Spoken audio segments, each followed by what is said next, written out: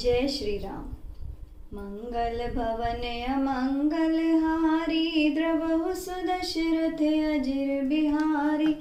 जय सिया राम जय जय सिया राम, दीन दयाल बिरधु संभारी। हरहु नाथ मम संकट भारी, जय सिया राम जय जय सिया राम।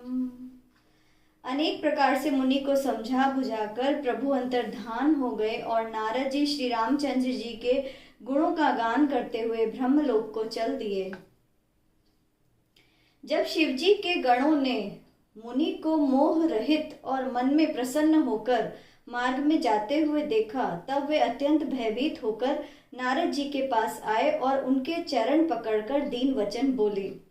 हे मुनिराज, हम ब्राह्मण नहीं हैं, शिव के गण हैं। हमने बड़ा अपराध किया जिसका फल हमने पा लिया। हे कृपालु, अब आप अपना श्राप दूर करने की कृपा कीजिए। तब दीन बंधु नारद जी ने कहा, तुम दोनों राक्षस बन जाओ, तुम्हें महान ऐश्वर्य तेज और बल की प्राप्ति हो।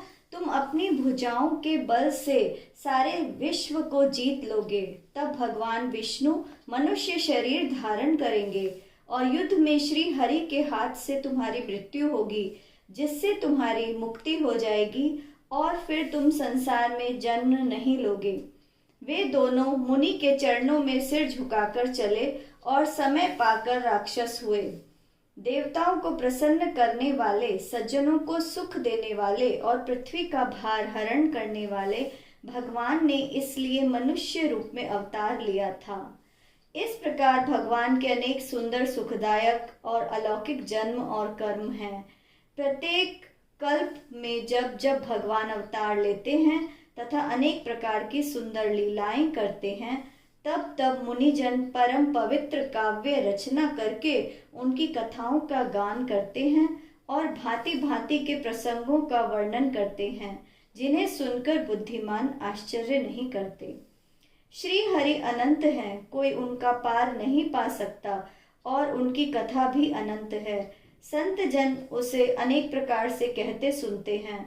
श्री रामचंद्र जी के सुंदर चरित्रों का करोड़ों कल्पों में भी गायन नहीं किया जा सकता है। शिव जी बोले, हे पार्वती, मैंने ये प्रसंग इसलिए कहा कि नारद जी जैसे परम ज्ञानी भी प्रभु की माया से मोहित हो जाते हैं। प्रभु तो लीलाधर हैं और शरणागत का हित करने वाले हैं। वे सेवकों के दुखों को हरने वाले हैं। देवता, मनुष्य और मुनियों में ऐसा कोई नहीं जिसे भगवान की बलवती माया मोहित नहीं करती। मन में ऐसा विचार कर उन श्री भगवान का भजन करना चाहिए। हे पार्वती, अब भगवान के अवतार का दूसरा कारण भी सुनो, जिससे जन्म रहित निर्गुण और रूप रहित ब्रह्म अयोध्यापुरी के राजा बने। जिन प्रभु श्री रामचंद्र जी को तुमने लक्ष्मण जी के साथ मुनियों का सवेश धारण किए वन में घूमते देखा था और जिनके चरित्र देखकर सती के शरीर में तुम ऐसी बावली हो गई थी कि अब भी तुम्हारे उस बावलेपन की छाया नहीं मिटती, उन्हीं के चरित्र सुनो। उस अवतार में भगवान ने जो जो लीला की वह सब मैं तुम्हें सुनाऊंगा। याज्ञवल्क्य जी ने कहा, हे भारद्वाज, शंकर जी के वचन सुनकर पार्वती जी प्रेम सहित मुस्कुराईं। फिर शिव जी भगवान के अवतार का वर्णन करने लगे। हे भरद्वाज, मैं वह सब तुमसे कहता हूँ, तुम मन लगाकर सुनो। श्री रामचंद्र जी की कथा कलयुग के पापों को हरने वाली, कल्याण करने वाली और अति सुंदर है। स्वयं भूव मनु और उनकी पत्नी शत्रुपा से मनुष्यों की यह सृष्टि हुई। इन दोनों पति पत्नी के धर्म और आचरण इतने अच्छे थे कि आज भी वेद उनकी मर्यादा का गान करते हैं। राजा उतानपाद उनके पुत्र थे, जिनके पुत्र ध्रुव जी हुए। उन मनु जी के छोटे लड़के का नाम प्रियव्रत था, जिसकी प्रशंसा वेदों और पुराणों में भी हुई है। उनकी कन्या देवहूति करदम मुनि की पत्नी बनी और उन्होंने दीनों पर दया करने वाले समर्थ एवं कृपालु भगवान कपिल को अपने गर्भ में धारण किया। तत्वों का विचार करने में अत्यंत निपुण कपिल मुनि ने सांख्य शास्त्र का प्रकट रूप में वर्णन किया। उन स्वयंभुव मनु जी ने बहुत समय तक राज्य किया और सब प्रकार से भगवान की आज्ञा का पालन किया। बुढ़ापा आ गया परंतु विषयों से वैराग्य नहीं हुआ। यह सोचकर उनके मन में बड़ा दुख हुआ कि भगवान की भक्ति किए बिना मेरा जन्म यूं ही चला गया।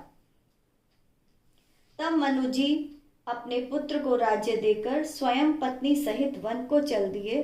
अति पवित्र और साधकों को सिद्धि देने वाला श्रेष्ठ तीर्थ नैमिषारण्य प्रसिद्ध है।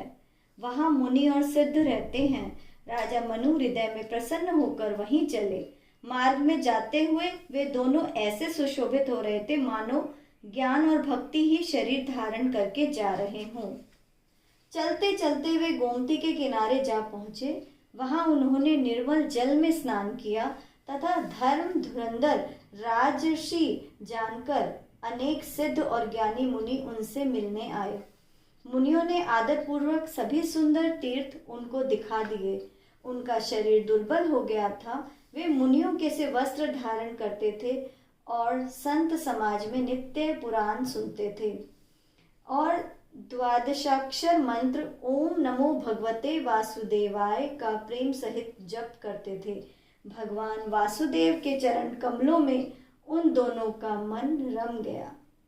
मंगल भवने अमंगल हारी द्रवहु सुदशरथ अजिर बिहारी। जय सिया राम जय जय सिया राम। दीन दयाल विरधु संभारी। हरौ नाथ मम संकट भारी। जय सिया राम जय जय सिया राम। जय सिया राम जय जय हनुमान। जय श्री राम।